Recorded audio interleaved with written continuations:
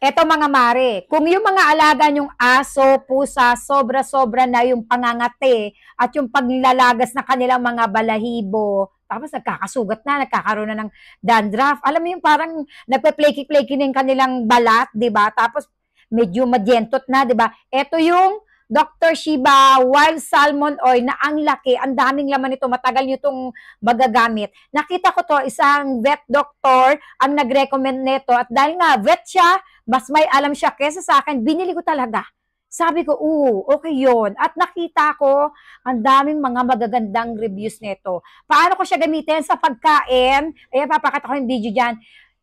Pinapump ko lang siya.